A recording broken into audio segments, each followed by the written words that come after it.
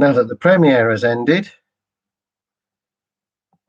the YouTube system should have brought everybody across to the live stream automatically. I hope. So, hello to everybody who was watching. So if you've got any questions about that video or any comments you'd like to make, any suggestions, not just for this video but for others, then please type them away.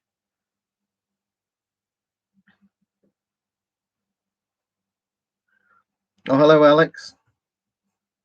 So the system worked then, it brought you across automatically.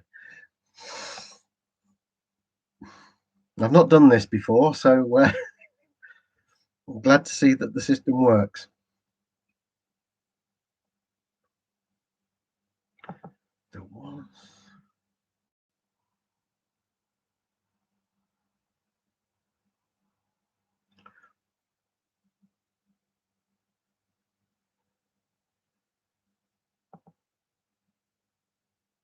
Yeah, one of the things talked about at the end of the video there is talking about a continuity test between the earth connections on all the coil connectors that are on the harness.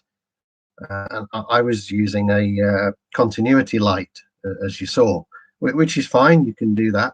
Obviously, a better way of doing it, if you've got one, would be to use a digital multimeter and actually check the continuity using the ohms range. You should be seeing fractions of an ohm between the connectors on the harness.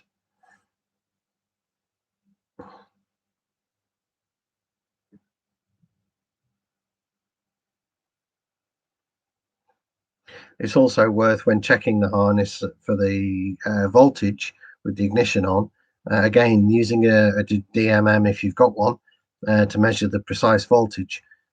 Also measure the battery voltage, and if the voltage you're measuring at the harness connectors is significantly less than the battery voltage, well, by more than a couple of tenths or so anyway, then that suggests you've got a dodgy connection somewhere. And all of these things, of course, can lead to a weak firing coil, and a weak firing coil then gives you misfires under load. You know, when you're accelerating or climbing a hill or towing a heavy load.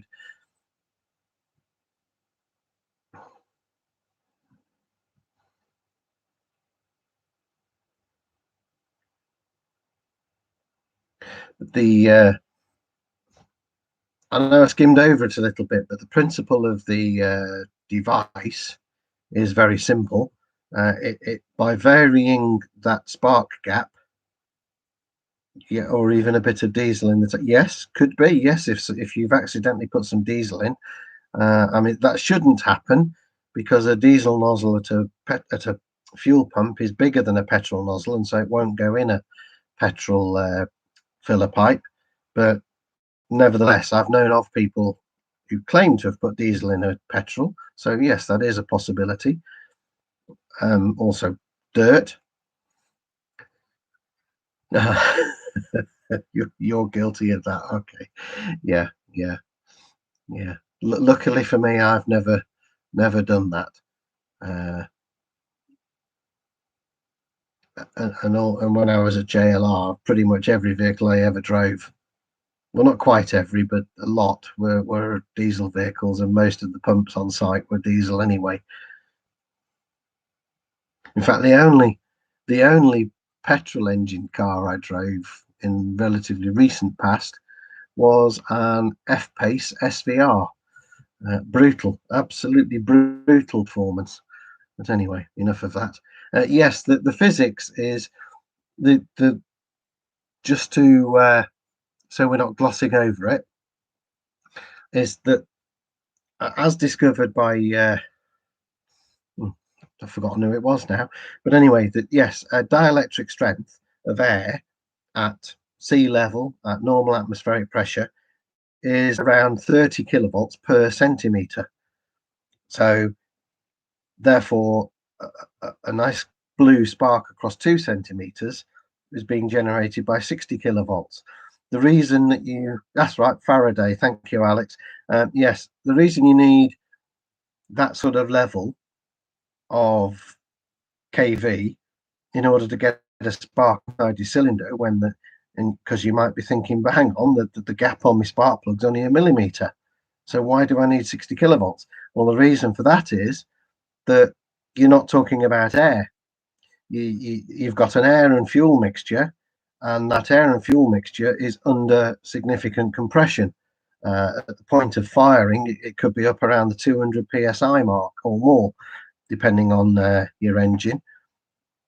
And so the dielectric strength of the fuel air mixture under high pressure is considerably higher than the dielectric strength of air at sea level, which is why we use the physics of the spark across an air gap to measure the capability of the coil, even though in normal working mode, the coil is firing that 60 kilovolt spark across a 1 millimeter gap.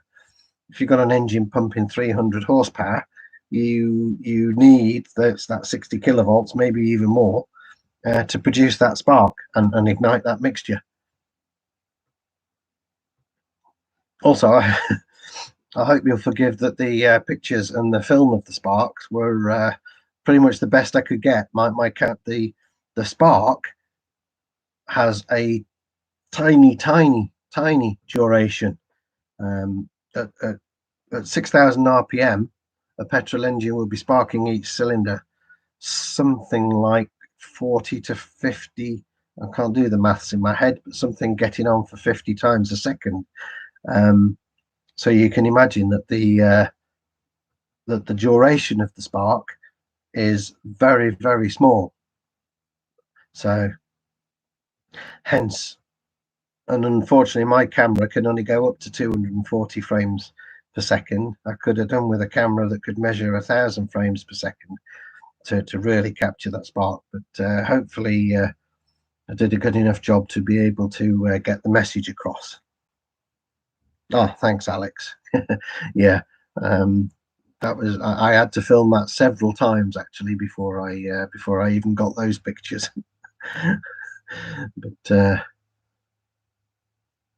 But yeah, and there's a link to that tool with worldwide delivery and a variety of post off points down in the description of the video.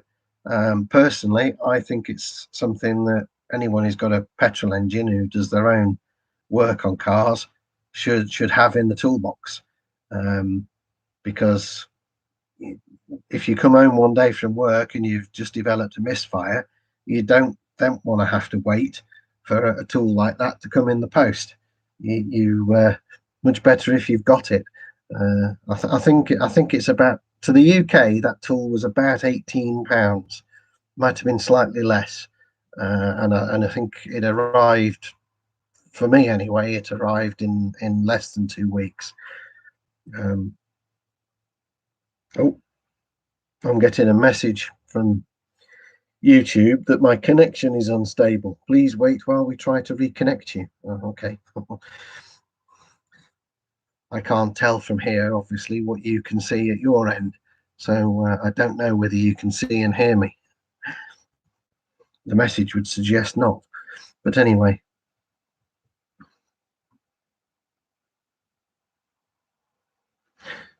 Yeah, the £18 did include the VAT, I think, in my case. Because, yeah, when you buy stuff from China or wherever, the AliExpress site or oh, thanks VFR. Yeah, so it has been hanging a little. Oh, okay.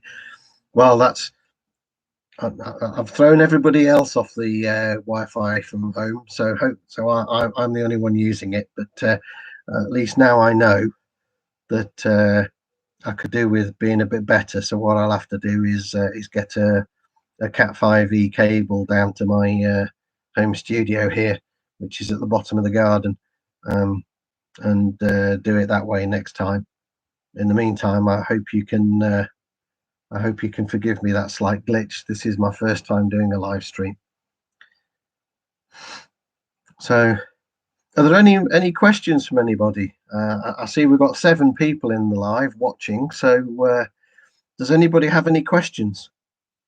Oh yes, it's the new, yeah, new European directive. Yes, it is, and of course that came in just before we left with Brexit. So of course we're stuck with it as well. Yes, indeed.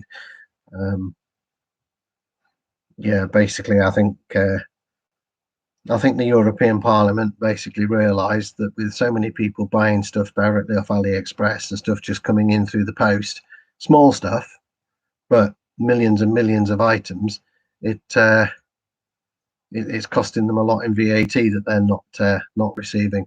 VFR, your serpentine belt. Yes, it was a B207R, wasn't it? Yeah, it is very awkward to get at. The Saab tool is a metal strip with a square tag welded on the end of it that fits. There's a little on the tensioner arm. I can't show you now, but the and there's a square hole in the tensioner arm which you put this bar into, and then you can I forget which way it goes, but you can then take the tension off. I did find that a 3/8 socket drive will also fit that hole quite nicely. But of course, a standard 3/8 socket driver is generally only around 6 inches long or so, so you're not getting enough leverage. So if you can get in there with a 3/8, so if you can get in there with a 3/8 breaker bar that's a foot or so long, then that would do. Or what I actually did was put my 3/8. I've got a very small, yes, Alex, a square hole, 3/8 square, same size, or very nearly the same size as a 3/8 drive on a socket. So what I did is I've got a very small, literally only about that long. Well, you don't know what that means, I suppose. A literally 6-inch little Tommy bar thing. I put that in and then used a Stilson on that to get the leverage. But yes, something like that. Metal strip with a 3/8 head. The bar is straight and I can see the slot. I can't get it to locate. Yes, very hard. It is very hard. A little trick you can use, which I find very useful. I assume you've got a smartphone, only because there's not many people these days who haven't. Use a smartphone on either on video mode, so set it video, and you can drop it down into the space and point the phone at the hole, and you can actually use the screen to see what you're doing, or take a still photograph so that you can get the orientation of the hole, so that you can then orientate your lever to try and push it in. Another way of doing it is if you go in from underneath. Something I've seen somebody do is if you take down the shield that's in the wheel arch behind the wheel, that allows you to get up to the tensioner from underneath, and you could, if you can wedge a bar something around the 18-inch, so about 600 mil long, on the underside of the tensioner, you could then use a jack or a lever to lift that bar. You only need to lift it. You only need to lift the tensioner wheel half a centimeter or so to take the tension off the belt, and you can pull it off the pulleys. The only problem with that method, of course, is that if it slips, then the tensioner will spring round under load. So try a few of those. Casey, when are you going to fit the intercooler on the 9.3? Yes, I've been very remiss on that. I have actually just received my order of some pipe work and some hoses, which I'm going to use to fit it. that arrived in the last few days, and I need to get some welding done on that, because I'm gonna put 57mm diameter piping from the output side of the intercooler all the way around to the throttle body, because the stock pipe, if you remember, down the back of the radiator there's a plastic pipe, and the minimum diameter of that is only 44mm, so it should be a lot more, so I should get a lot more airflow. But it does mean that I need to weld on a boss, so that I can transfer the IAT sensor from that plastic pipe onto my new aluminium pipe. So I've got to get that done now. After the VFR board question, what about when your coils go really bad? Are NGK coils good for the B207 engines? Do you know what? I personally have not had any problems with my blacktop coils on my 2007 Aero, and it's done 154,000 miles now. I've had the car since it had done just under 40,000, so I've done 100 and about 116,000 miles on it, and I had it tuned as soon as I got it. I've had no trouble. The early cars with the yellow top coils, apparently they're even worse for reliability. Now, people do say on the forums that you should only ever buy OE coils. I've not done any experimentation to prove whether that's true or not. It seems overcautious to me. I've got Mapton aluminium charge pipes. Yeah, I've seen that Mapton do those, but gosh, they're expensive. Yeah,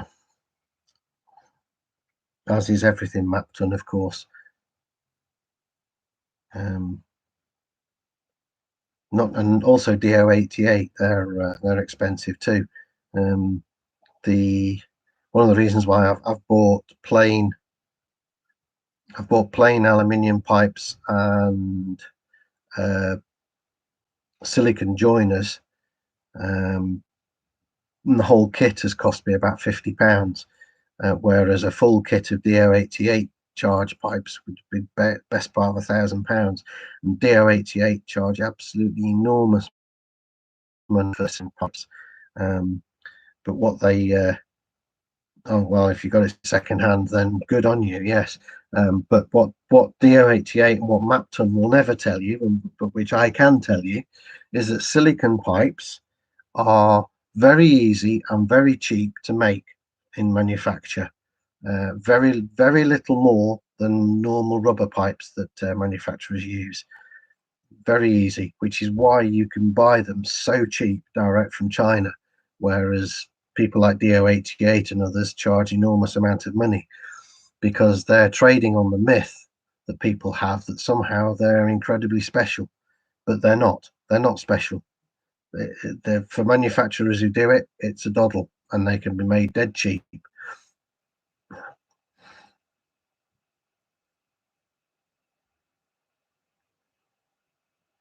So what else is the Flying Mechanic? Yeah, I've seen his channel. He's good. So he's got one vid on that. What's that? Is that the front mounted intercooler? If you're interested in front mount intercooler, so if you're interested in getting a bit more performance out of your intercooler, let's say you've had a stage 1 tune, or maybe even gone to stage 2, and when you're giving it some clog, you're getting a lot of heat soak in the intercooler, which is causing your IAT to rise into the upper 40s, and then the tune is then cutting back the boost to compensate. Then do what I've done and mount your stock intercooler at the front. The stock intercooler is in the middle of the cooling pack, behind the aircon rad. But it drops out at the bottom. It's very easy to remove. It drops out at the bottom, so you'll need to take the bottom shield off, of course. Drop it out at the bottom, take the bumper off, Now, again, I've got a video for that, one of my very early ones. Take the bumper off, and you'll be able, what you can then do is push the aircon radiator back towards the coolant radiator. You'll need to just very gently apply a little pressure and bend the pipes at the right hand end, stage right, that is, so the car's right, and mount the aircon rad further back towards the normal rad, leaving a gap of about, no, it's not BFR, leaving a gap between the two rads of about 20 millimeters if you can. Then use some foam, tape, or something else and close off round the edges between the rad and the condenser, just so that all the air that goes through the condenser must also go through the rad. And then mount your intercooler in front of that, about 30 millimeters in front of that, so that now your intercooler is right at the front, so it gets the first pick of the airflow as it comes in through the grills. It goes through the intercooler. Leave the intercooler open around the sides.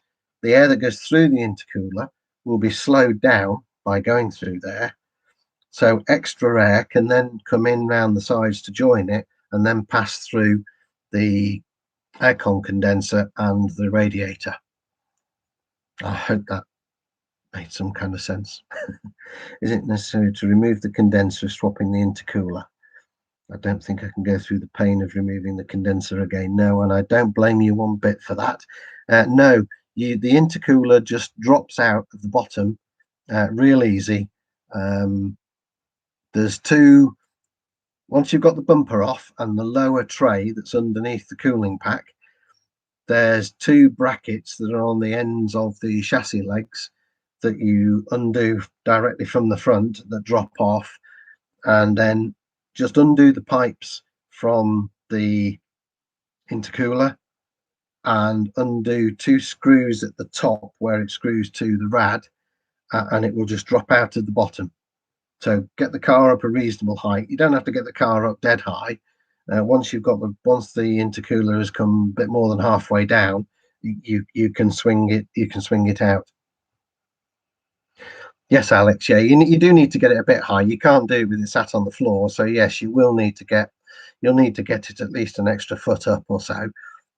But you don't have to get it like 2 feet up, because you can swing it once you've got it done. If that makes some kind of sense, I hope. It will become clear. And when you put the stock intercooler at the front, you will still be able to connect the stock pipes. So all you will need to mount your stock intercooler at the front instead of in the middle is basically some tie wraps and maybe a bit of bracketry to hold the intercooler in place, and just connect the stock pipes to it. No problem. It's the best zero cost mod I think I've ever done. It really is. It massively improves the performance of the intercooler, for the simple reason that it's directly in the airflow, which of course it isn't when it's in the middle of the cooling pack.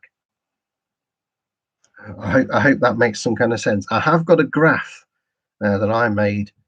I took a load of graphing measurements.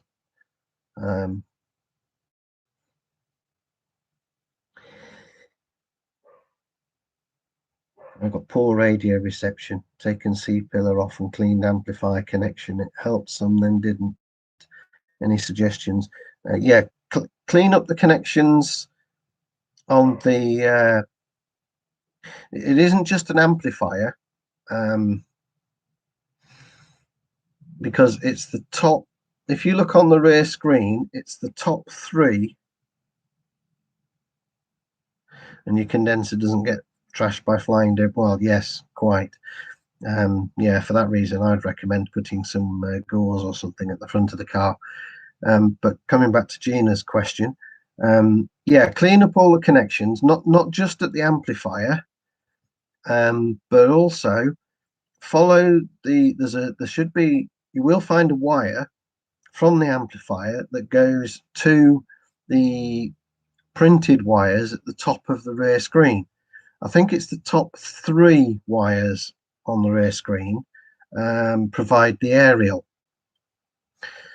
So follow that wire and clean up the connections at the screen end as well as the amplifier end. Clean all of them up.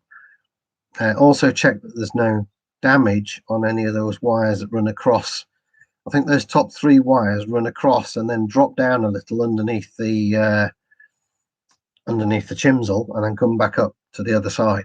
But also make sure that there's no scratches or damage on those wires anywhere along their length.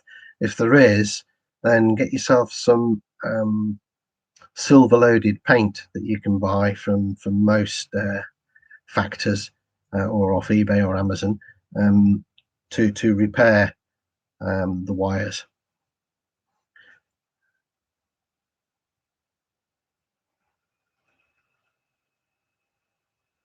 But also check you will find, I believe, that the cable that runs from the back of the stereo to the aerial amplifier in the C-pillar is a coax cable. So check that the outer shielding is properly connected to earth. Take the amplifier off the pillar. I think the amplifier is earthed by the fixing that fixes it on. So clean that up as well and make sure that the hole that it screws into is clear of paint if you can. Tap it out even. Screen is rear glass. Yes. Sorry, yes, I'm referring to the rear screen there. Yes, indeed, Gina. Yeah, HRW, heated rear window is what we call it in the automotive industry. But yeah, check the condition of the top 3 wires that run across the top of your rear screen, because they're the ones that form the aerial. Check all the earth, check all the connections, and also check that the outer, well, that both the inner and the outer cores of the coax cable are properly connected into the plug. But yeah, generally speaking, I would agree with you, Gina, though, that reception is quite poor. It's mine is okay, but it's nowhere near as good as a traditional stick aerial. And the car I had before my Saab was a Rover 800.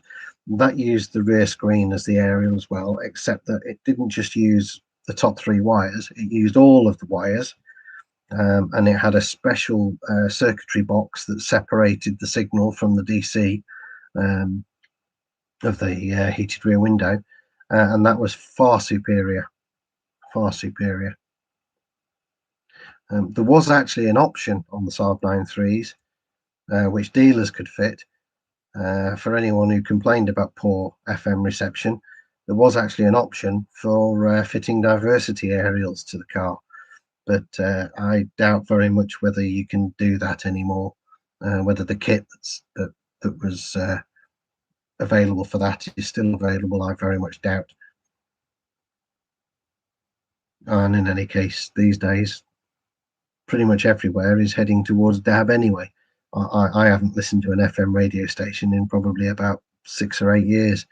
I've got a DAB converter in my glove box, in my center console. Can I access the live video after it isn't live? Yes, Gina. I'll make sure that the recording becomes available after we've finished. Yes, indeed. There may be a delay, but yes, I will make sure that it's available, so you'll be able to watch through all that again and listen to all that waffle that I just gave you.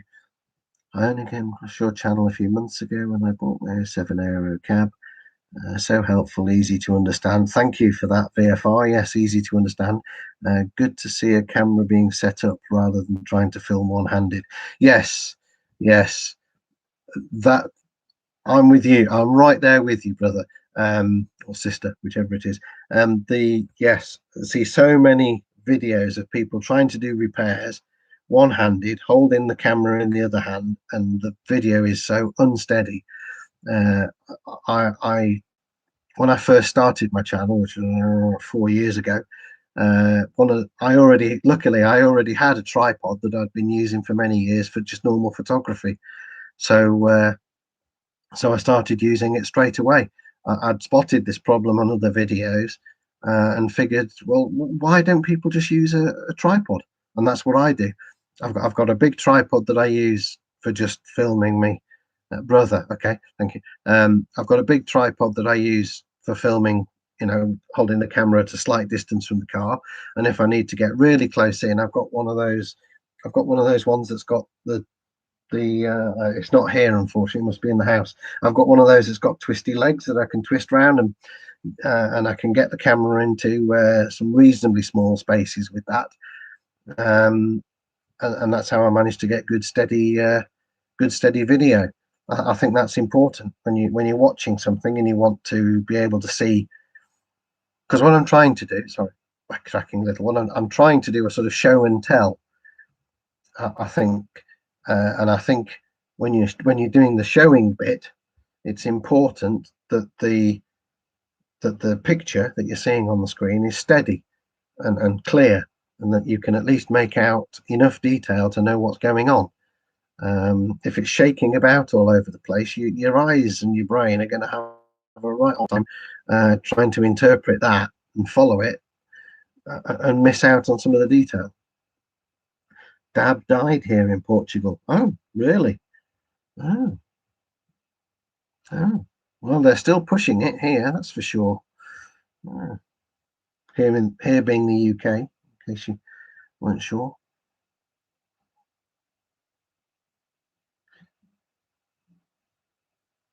And did I say Rover 800? Yes, I did say Rover 800. I've actually had two Rover 800s. My first one was an 827 SLI, which was one spec down from Sterling. As you say, a lovely Honda engine, yes indeed. Much underrated, yes, but beautiful and smooth. You had to look after them because the top end had a tendency to get rattly if you didn't change the oil regularly on those. But yes, they were a beaut. And then I was then very lucky to be offered, through a friend of my dad's who took early retirement and was given his company car. His company car was a 1996 Rover 800 Vitesse Sport, which is the 2-litre turbo 200 PS version. Oh, what a car.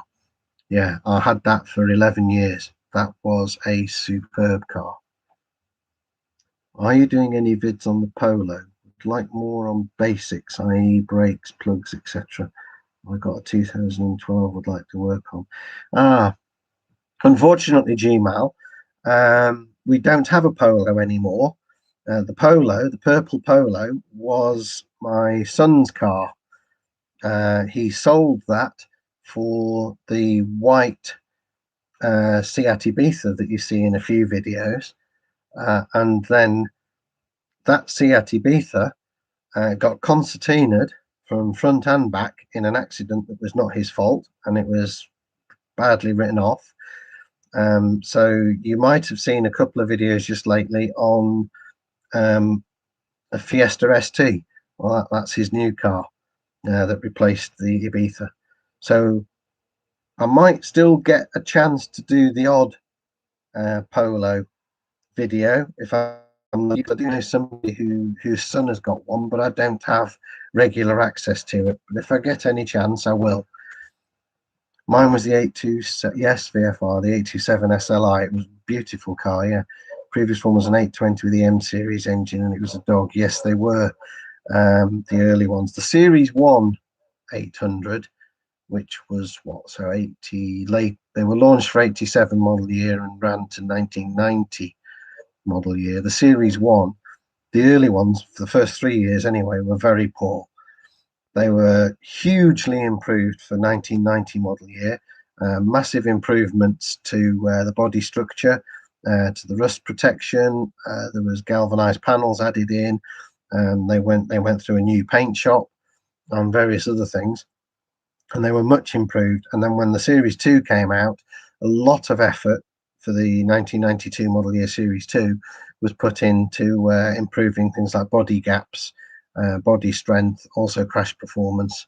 And the Series 2, which has the traditional Rover grille rather than just a slat, is a far superior car to the Series 1. But unfortunately, from a commercial point of view, back at the time, the damage, of course, had already been done. In the eyes of the public, the Rover 800 was a dog of a car, and no one was buying them. And then, of course, you got the likes of Jeremy Clarkson slagging him off at every opportunity.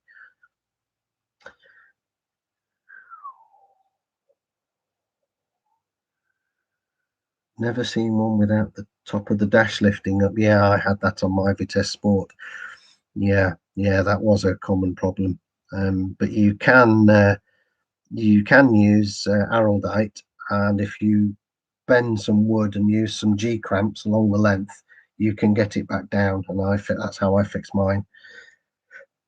How is the situation with timing chain on SS looking for? Are you planning any vids on this topic in the future? I mean, change, diagnose, etc.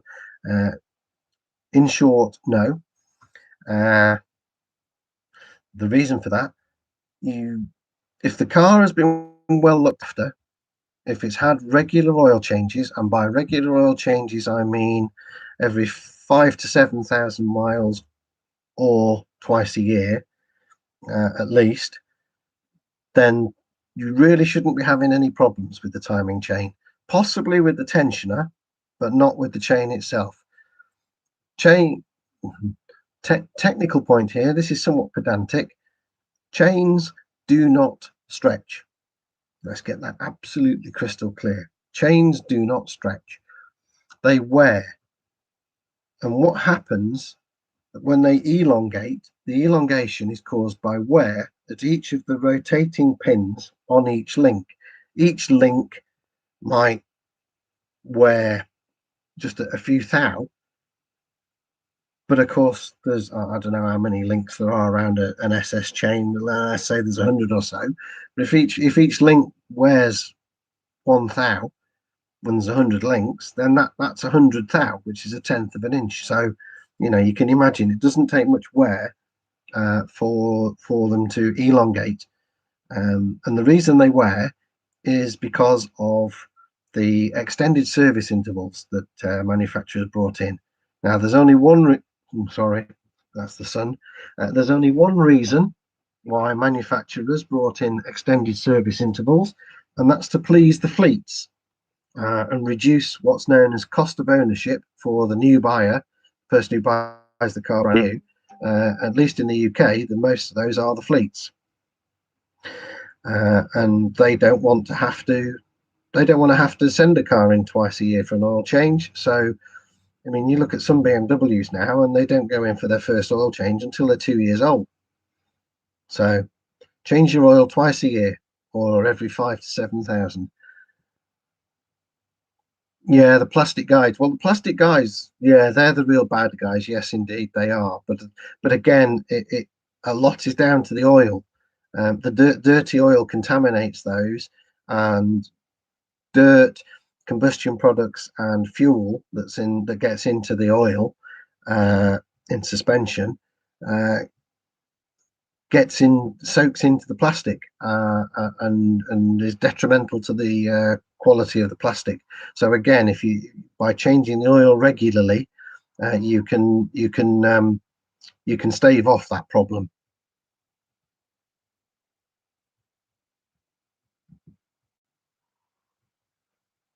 I think it could be balance chain. Do you know what? Mine, you might have heard on some of the videos some rattling coming from the chain end of mine, and on mine, it is the balance chain tensioner that has started to go. It doesn't always pump up properly. You forgot about the temperature. Yes, yeah. If the car's being run in excessively high temperatures, then yes, of course that has an effect on the plastic. And similarly, it also has an effect on the plastic if the car is run for short journeys and it never really warms up properly. That can have that's another problem. changing oil about every 7,500 kilometers. Yes, that's a good thing. Yes, my balance chain tensioner doesn't always pump up properly, but my aero, if you look through my video list, through all the videos on my channel, you'll see that there is one about it's a fairly early video, I did it some time ago, about inlet valve wear, which is a problem on 2007 and 2008 model years. Mine is suffering from that, and I'm getting to the point now where under cold compression I'm only getting 40 psi on 2 cylinders, so I really need to get that fixed before this winter. I've got a spare cylinder head from another aero, and I'm going to have that worked on soon to sort that out and then have it swapped.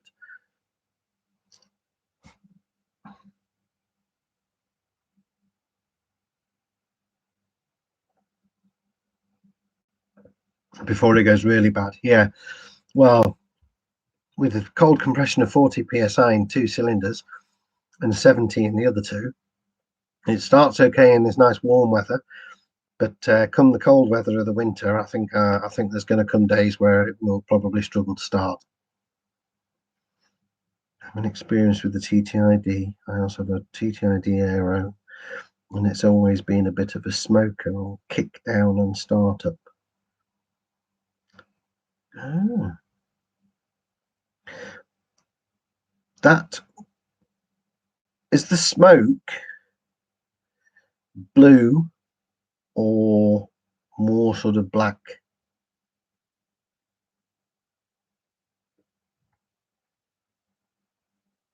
Have you noticed? Because if it's blue smoke, it will be that will be oil burning, and if it's doing it on kick down and startup, that will be quite probably valve guide wear. If it's black smoke, if it's puffing out a cloud of black smoke momentarily on kick down and startup, that's probably excess fuel. You might have a leaky injector, so it would be worth giving your injectors a good clean. I did a video on that. How's the situation with ECU in UK? Like for 207 in the past year, the prices in Poland run from 400. Anyone UK fix? Are you referring there to the ECUs dying with the heat, like they do in like the southern states, and more black when kicking it down? Yeah, probably fuel.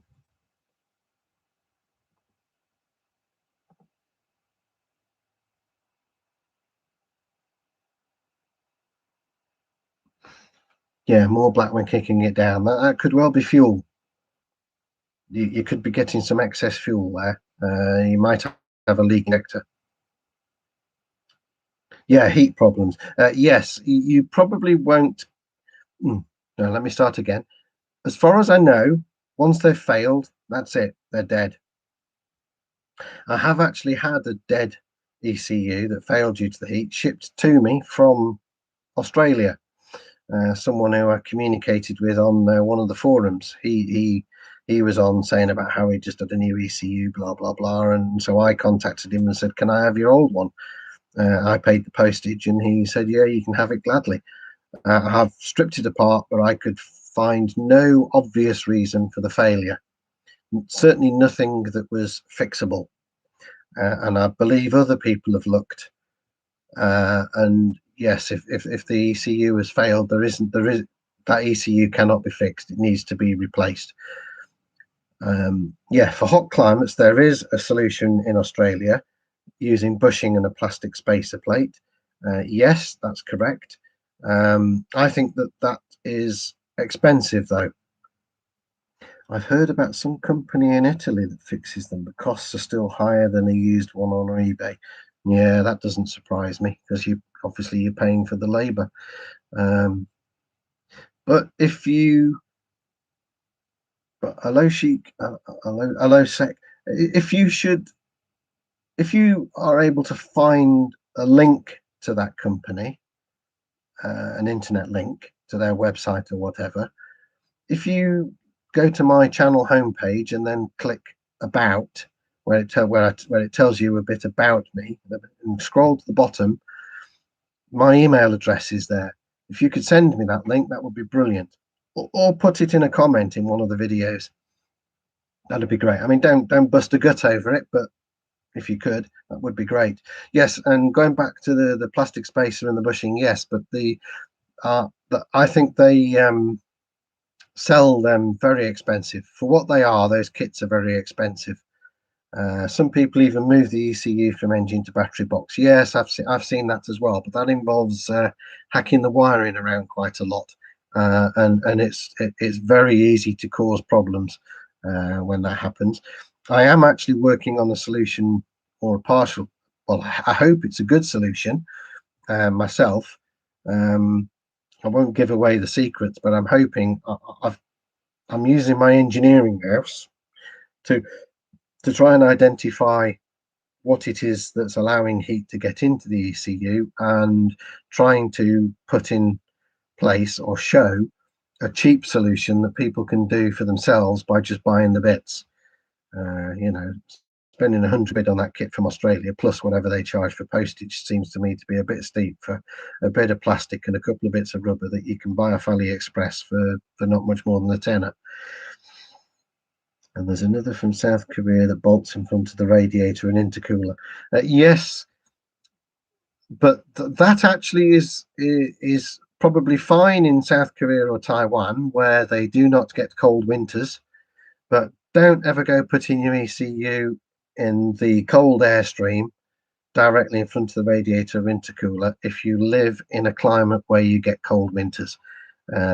ECUs are designed to run in the 50 to 70 degree C mark, and they do not like being run excessively hot, and they do not like being run excessively cold either. You can also damage them. What type of scan unit do you use or recommend with VW? Actually, I use nothing more than Talk Pro, which is an app on my phone, and a Bluetooth OBD2 adapter, which are about £12. That's all I've ever used. It does, of course, only read OBD codes, OBD compliant codes, so it can't read things like ABS and such like. But I've never had that issue as yet. But things like wheel speed sensors can actually be tested with a multimeter. I have got that as an item to make a video about in the future. So hopefully I will do that.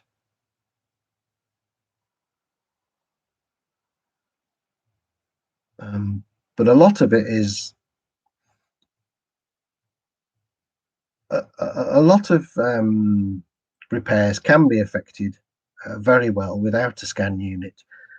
Obviously, a scan unit tells you where to look. It doesn't tell you what the problem is, but it tells you where to look.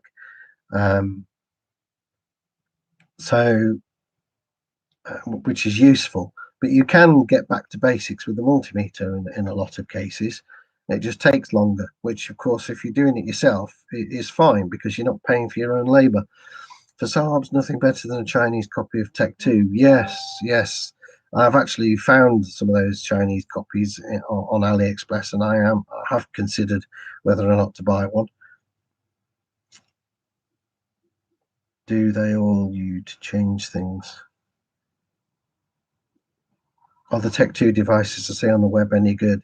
I've got a link to, well, I've only just recently acquired a link to one on AliExpress that someone on the Saab Nuts forum said was very good. Do they all allow you to change things? I think I can't answer that in all honesty. I'm not absolutely certain.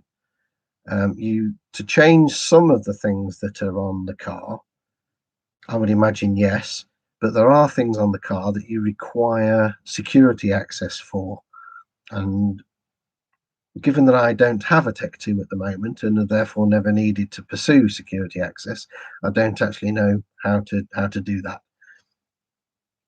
Got one. Oh, well, Alex has got one still working. Oh, very good, very good. It's still, even if you can't get the security access, it's still a big step up from a basic code reader that only reads OBD codes.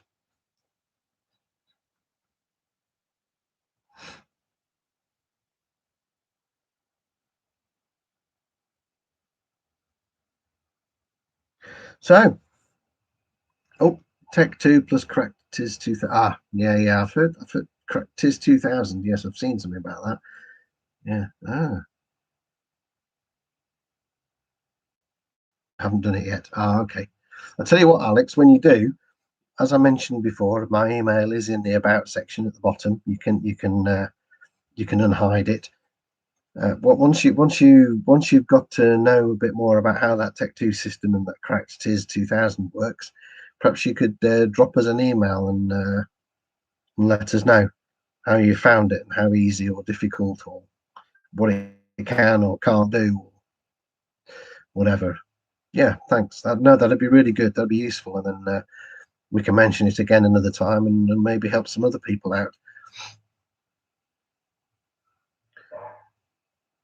So, but going back to the video that we premiered an hour ago, the coil testing, did you find that good?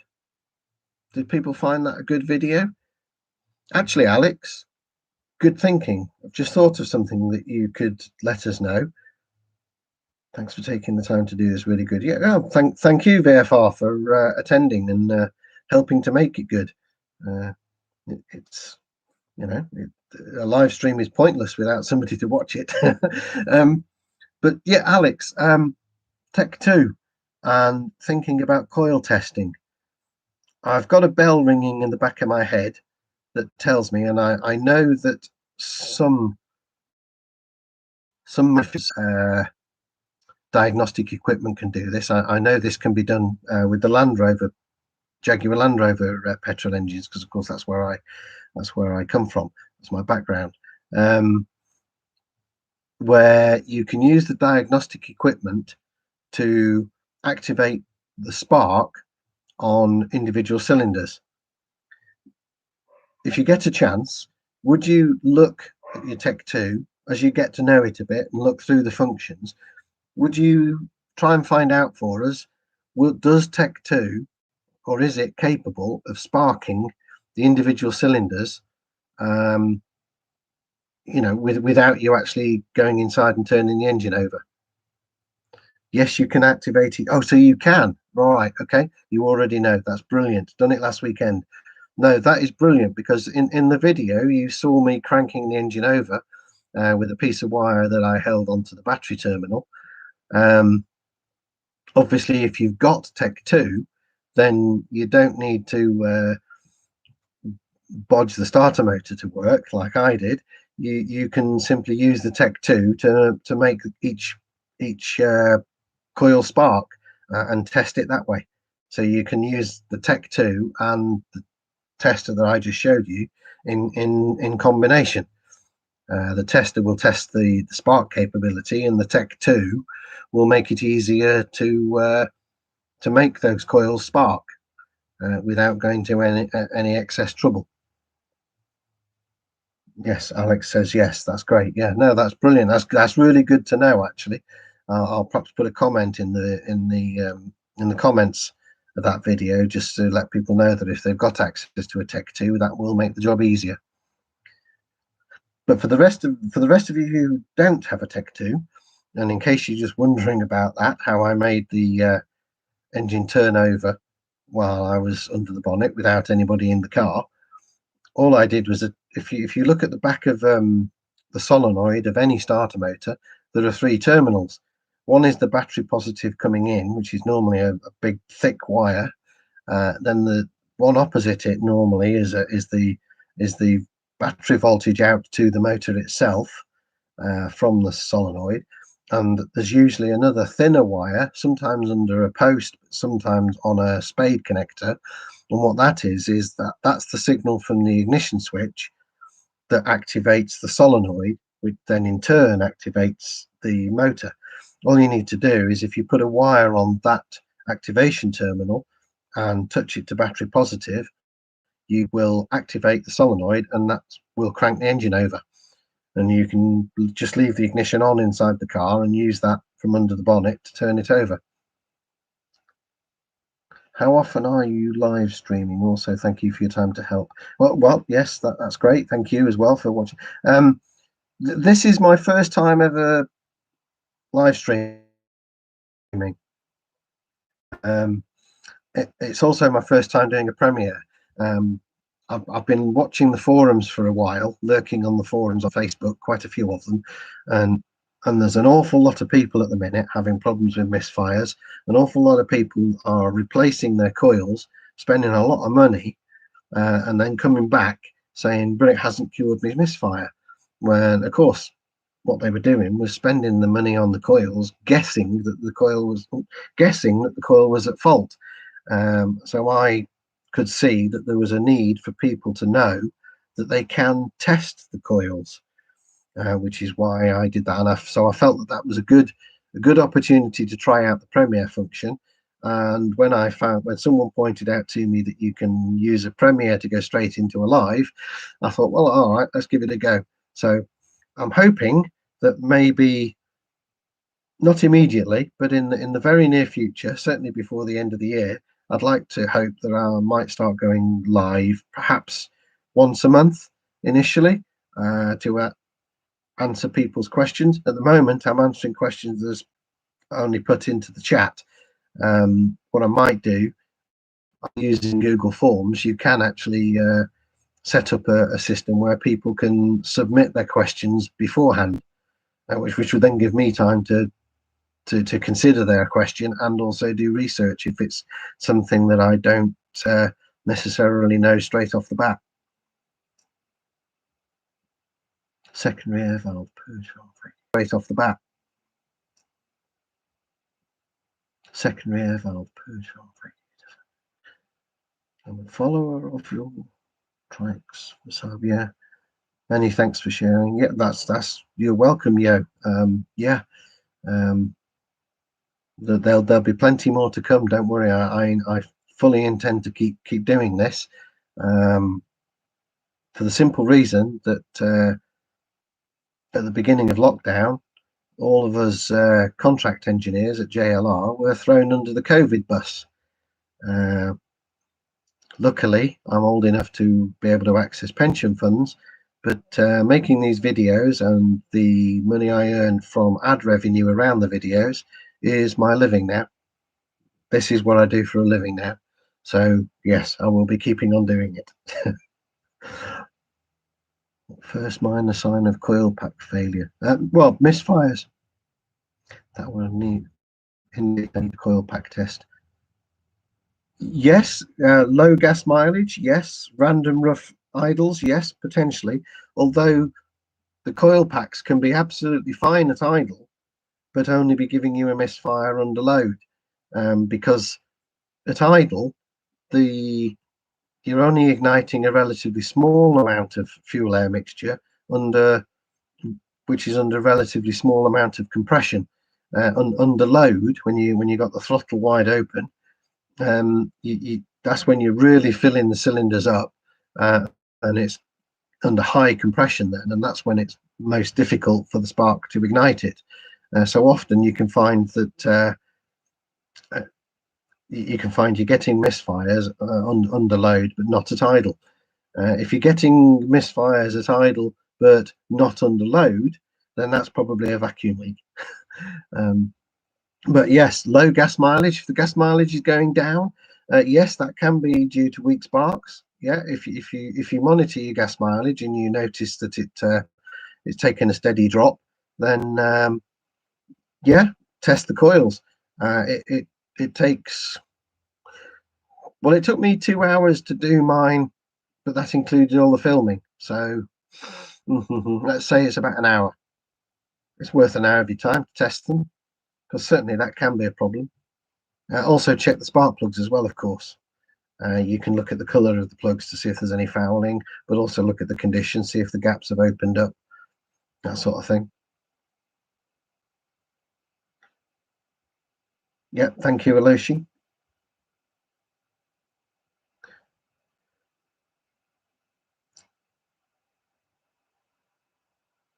Probably 4 hours for me. Hey, we've all got to start somewhere, Gina. You know, you Bosch spark plugs. Well, I do know from contacts in the industry that the T8 ignition system was designed around the NGK PFR 6T10G plugs. It was specifically designed around those plugs.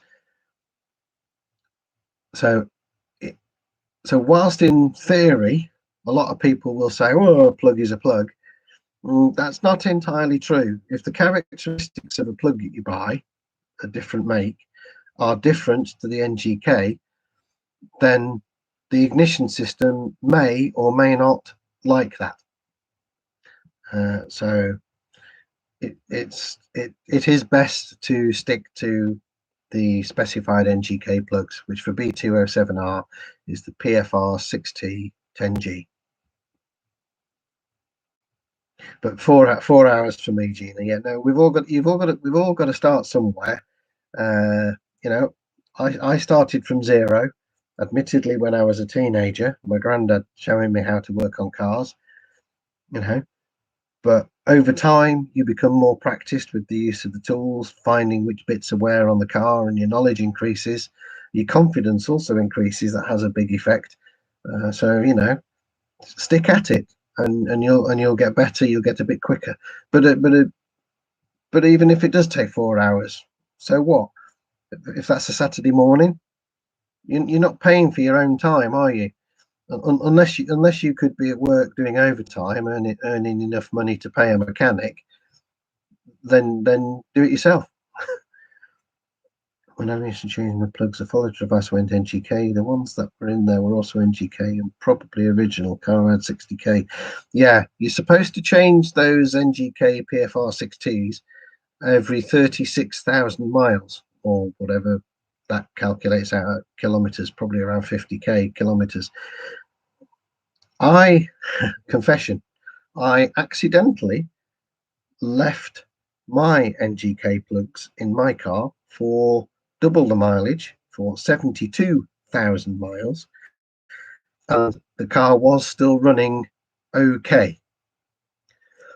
There was a difference in smoothness. It did feel a little more peppy, etc., when I changed the plugs for new ones, but it was still running. It was starting okay and it was running. So make of that what you will. But the Saab interval is 36,000 miles. Yes, Mr. Haynes does say 60,000 miles. You're right. I think that's why I left them in, if I remember rightly, because I have got a Haynes manual. I always have a Haynes manual for every car that I own. I think some people scoff at Haynes, you know, they say, oh, they're not very good. And yeah, there are shortcomings in Haynes manuals, but all the basic information is there for you to read with pictures. Not only that, but you've got specification information at the beginning of each chapter. And if you've just bought a car that's new to you, it's a good way of familiarizing yourself with it. It will misfire a bit more. Well, yes, as the plugs get older and they widen out, yeah, it will. That's what happened to my plugs. They did widen out gap, but it wasn't misfiring. But then, having said that, of course, I'm losing compression, so I can't say for not a bad thing, because if the car had not been losing compression, it might well have been misfiring earlier. Mr. Haynes also makes a serpentine belt look easy. Yes, he does. You're right there. They do, because of course the photographs and everything that they take of doing that change, they do it with the engine out of the car. Actually, if you ever get the chance to go to if you ever get the chance to come to the UK and go to the Haynes Motor Museum, which is down on the south coast somewhere, it is actually very good. I went as a boy when we were on a family holiday down that way. Can't remember the exact details, but there's some nice cars in his museum, so it's well worth a look. But I still think the Haynes manuals are very useful. You know, there are pictures. You can read up about how they did things. The specifications in there. It kind of gets you in the door, as it were. You know, you haven't got to learn it all yourself. You can at least learn something from them. And I think and I think it's always a good reference work to have. Oh, I'm in the UK, so may do that. Yeah. Oh, well, indeed. Look it up. You'll have to look it up on Google Maps. I forget exactly where it is. It's down Exeter way somewhere, but I forget the exact location. I've got a vague suspicion that we were in Torquay when we went there, but don't quote me on that. We're talking years ago now, when I was a kid.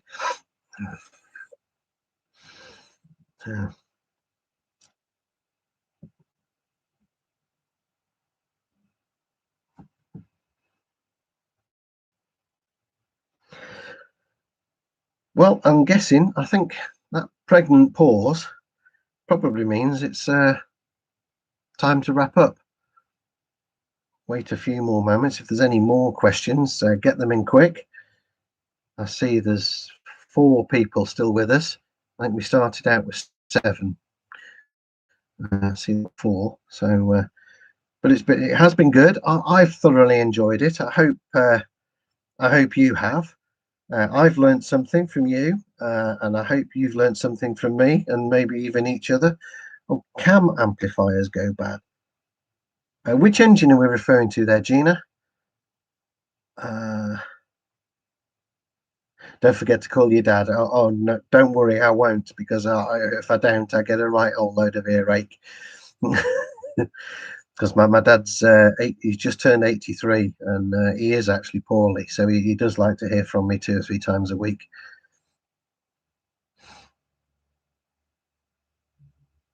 Gina, can. Oh, can amplifiers go bad? Are we talking the stereo amplifiers?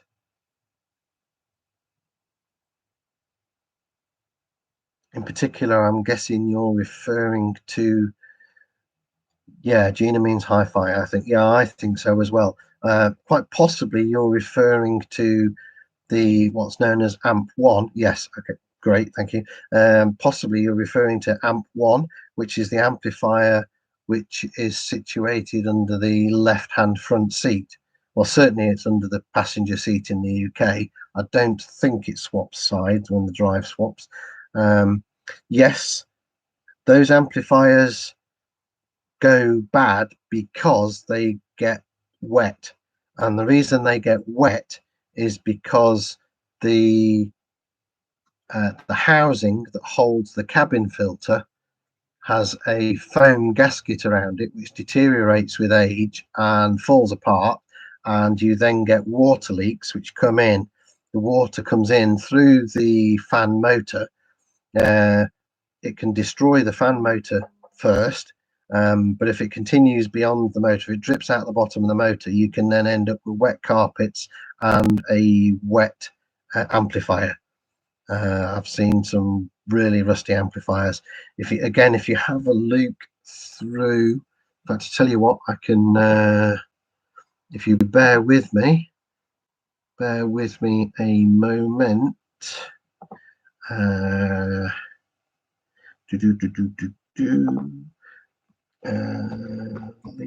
If I search for it, here it is.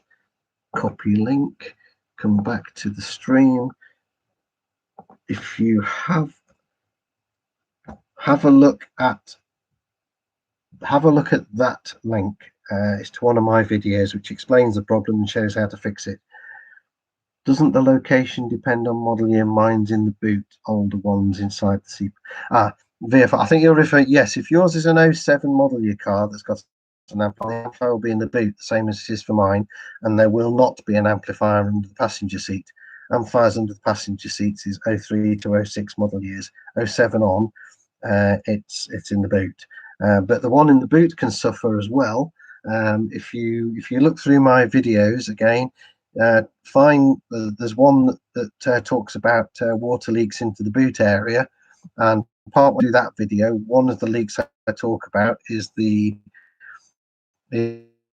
leakage around the rear lights, and that leakage can get onto the boot amplifier. In fact, so can leakage from the shark fin that runs across the car to the side, down the C-pillar, and can drip onto the amplifier as well. No swamp, just spilled water. Gallon in rear floor panel. Whoops. Yeah. Well, that could well have done it. Yes, if there is plenty of water around and you've got water into that amplifier, then yes, that could ruin it. What I would suggest that you do is you will have to remove the seat in order to get at the amplifier. But again, I've got a video that shows how to get the seat out as well. So if you search for that, get the seat out and then get the amplifier out. Put the amplifier somewhere warm for a couple of days. Put it in your airing cupboard or on top of your heating boiler, or just put it on a windowsill where it's sunny. And then it is possible to just put it on a windowsill where it's sunny. And then it is possible to open them up, unscrew, you can open them up and have a look at the board and the pins and make sure that there's no water damage causing corrosion.